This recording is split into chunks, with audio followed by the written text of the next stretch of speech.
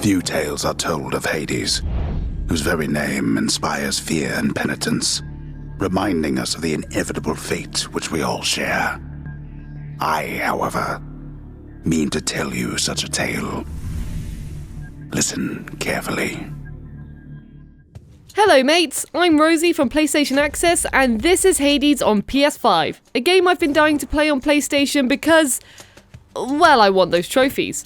Since loads of you will be jumping into the amazing world of Hades for the first time when it hits PS4 and PS5 on the 13th of August, I've compiled a list of 12 essential tips for beginners. Because this is a beginner's guide, and because we don't want to spoil things for those who've never played the game, this video will focus on Tartarus and Asphodel, the first two regions in the game. Within the suffocating heat of Asphodel reside the vast majority of those who lived upon the earth and died. There they persist until the end of time. First of all, it's important to understand the attacks at your disposal. You have a standard attack and a special attack, which vary depending on your weapon. You then have cast, which is when Zagreus pretty much throws a bloodstone at an enemy, causing damage on impact. But it also stays inside the enemy for a few seconds or until they die, damaging them if you've applied a status to the bloodstone. It's also worth noting you have a limited amount of bloodstones, so remember to pick up any you've cast if they're not being carried by an enemy. You also have a dash ability, used to avoid sticky situations, zip over gaps and even attack your enemies. And finally there's Cool, an attack that ranges in power depending on how much you've filled your god gauge by attacking enemies. A standard Cool will use 1 bar, but if you charge it fully, you can use Greater Cool, a very strong attack that depletes the entire god gauge.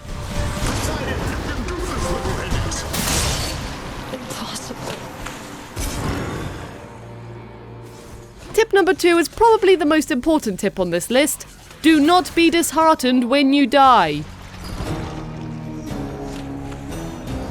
Hades is a roguelike dungeon crawler, so if you die, you're going all the way back to the beginning. But this is fine, as not only can you then unlock upgrades to make your journey gradually less brutal, you can also talk to characters in the House of Hades to push the story along. So dying is good. Just keep your chin up and go again. Ooh, says here a wretched lout slapped you to death again. That's a tough break. Have you tried talking it out or something? I don't know. If you don't fancy dying that often, however, try these following tips. You can do more than just beat the hell out of your enemies. You can also deflect certain attacks, prevent projectiles from hitting you, and, when enemies don't have armor, interrupt their attacks by getting yours in first. Get this right and you can also stun enemies, opening them up for you to get in there and beat them up. You can tell if an enemy has armor by this yellow glow. For those enemies, you'll need to break their armor first and then take them out. It's not just the enemies you need to watch out for, the environment can also be treacherous, so watch your surroundings. Keep an eye out for traps on the floor which can activate spikes or projectiles, bombs which detonate if you hit them, which could do huge damage to enemies but also yourself, and environmental hazards such as magma. Some enemies like chucking projectiles and bombs at you as well, making the dungeons quite chaotic, so have your wits about you. All clear. Once you've killed all the enemies in an area, you'll notice various symbols displayed across each exit. These represent what you can earn if you complete the room they lead to. There are 2 types of rewards. Permanent rewards, which are wrapped in a blue laurel, and rewards which only last in your current run in a gold laurel. Examples of the gold rewards include the Centaur Heart, which gives you more health, boons which allow you to communicate with the gods of Olympus, the Palm of Power which levels up the boons you've chosen, the Daedalus Hammer which upgrades an element of Zagreus' weapon, this stone slab which allows you to enlist the help of an NPC, and Charon's Obols, which is basically just money you can spend in Charon's shop, symbolised by this icon. Permanent rewards include a Chthonic Key, used to unlock weapons and other bits in the House of Hades, Darkness, used to purchase upgrades from the Mirror of Night, Gemstones, which you need to renovate upgrades in the dungeon and spice up the House of Hades, and finally Nectar, which you can generously gift to other characters, who may end up giving you a keepsake in return, items you can then equip to aid you in the dungeon. Just don't expect everyone to be so giving. Where did you get this? You think you can butter me up with such trifles? Give me that, and then get out of here. There are other symbols you'll come across later in the game, such as bounty rewards, but for now, just get used to the ones I've mentioned. Some rewards come at a cost, however. These little skulls you can see are called elite badges, and they indicate a tough fight in the next room. They range from difficult encounters to the actual boss in the region you're in. So when choosing an elite badge exit, just bear in mind, the reward may be great, but is it worth risking your life for? Hate to start with the occasion like this, Zach. What was I supposed to do? While watching this video, you may have noticed this chart on the left of the screen. This indicates what boons and upgrades you have equipped. From top to bottom, this icon indicates your attack, then your special attack, cast, dash, cool, and finally the item you have equipped. If you see a plus number icon, this indicates how many extra upgrades you have equipped. You can press the touchpad to see your upgrades in more depth. Remember, you can only equip one boon per main category, but the game will tell you if you're equipping a boon which will replace another. You're ready already for my pop, haven't you, cuz? Wonderful guy. Don't get to spend a lot of time together, though. You know how that is. Well, see ya. I've spoken about accepting aid from the gods of Olympus while you fight, but there is another god I haven't mentioned yet. Chaos.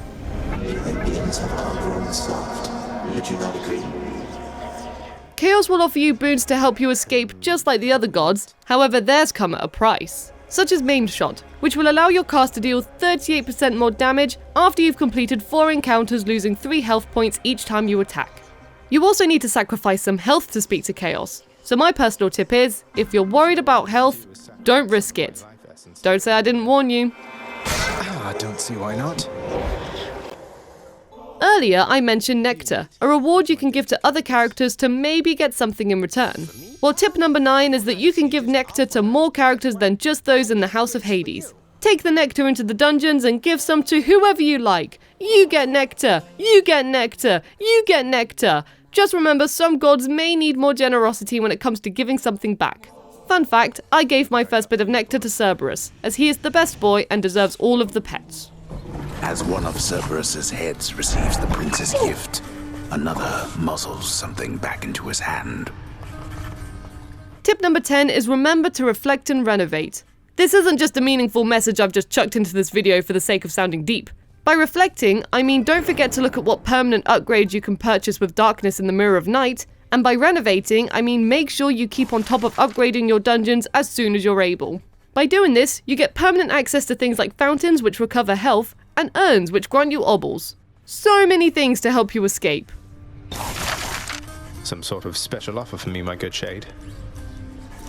Next up is a tip which feels great to say, as I don't say it much in real life. Spend your money! If you're hoarding obbles during an escape attempt and you die, they're gone. Lost to the void. So use them while you can. Of course, some items are more expensive than others, and it's definitely worth keeping some obbles for those purchases. But again, it's a risk-reward situation.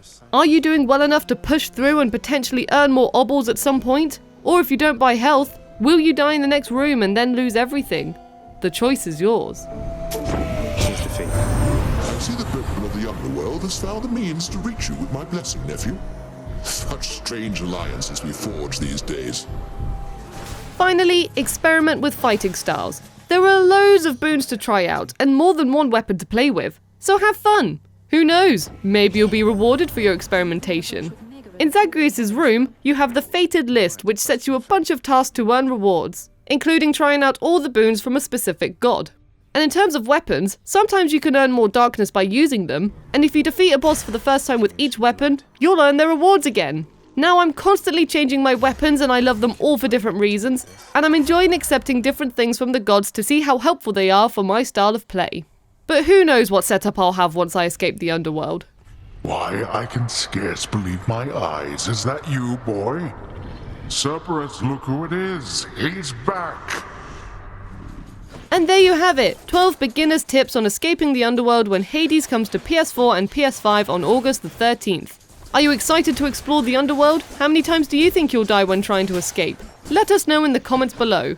Please like the video if you enjoyed it, subscribe if you'd like to see more content like this, and hit that notification bell so that you stay up to date with the world of PlayStation. Thank you all so much for watching.